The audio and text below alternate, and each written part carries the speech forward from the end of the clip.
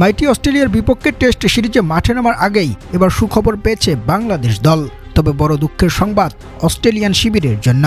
সেই সাথে মহা দুশ্চিন্তায় পড়েছে টিম ইন্ডিয়াও, যে সহজ সমীকরণে এবার আইসিসি টেস্ট চ্যাম্পিয়নশিপের ফাইনালটা খেলতে যাচ্ছে টিম টাইগার্স, এবং যেখানে তালিকার তলানিতে থেকেই টুর্নামেন্টটা শেষ হতে যাচ্ছে এবার ভারতীয়দের।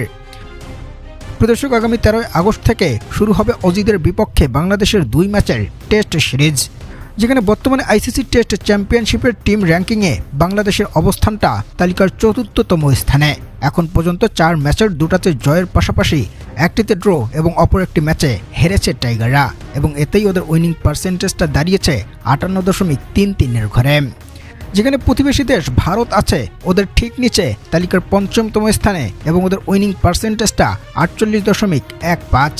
আর আগামী 15 আগস্ট ওরা মাঠে নামবে শ্রীলঙ্কার বিপক্ষে, যেখানে চোটের কারণে সেই টেস্ট সিরিজের একাদশ থেকে ইতিমধ্যেই ছিটকে গেছেন ওদের বিশ্বসেরা পেসার জসপ্রীত বুমরা, যেটা নিঃসন্দেহেই ওদের জন্য বড় দুশ্চিন্তার কারণ।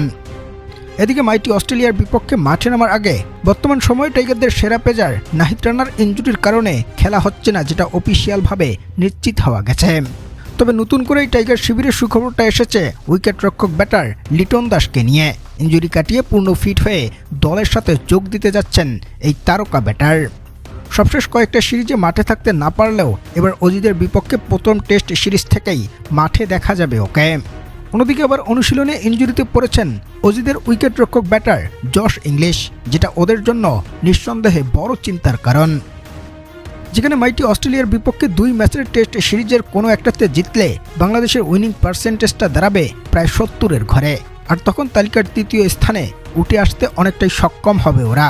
কেননা 2025 থেকে 2027 চক্রে আইসিসি টেস্ট চ্যাম্পিয়নশিপের টিম র্যাঙ্কিংয়ে শীর্ষস্থানে থাকা 2 দল খেলতে পারে এই ফাইনালের মহরণটা। আর এই অস্ট্রেলিয়ার বিপক্ষে ভালো কিছু করতে পারলে এবং পরবর্তী সিরিজে ছন্দ ধরে রাখতে পারলে ফাইনালের মহরণে পৌঁছানোটা অসম্ভব কিছুই হবে না টিম টাইগার্সের জন্য। যদি আবার 2 ম্যাচের 2টাতে কাকতালীয়ভাবে জিততে পারে বাংলাদেশ, তবে ওদের জন্য ফাইনালটা যেন এখানেই নিশ্চিত হয়ে যাবে। সব মিলিয়ে প্রিয় দর্শক, অস্ট্রেলিয়ার বিপক্ষেই বাংলাদেশ দলকে নিয়ে আপনি কতটা আশাবাদী জানাবেন কমেন্টে।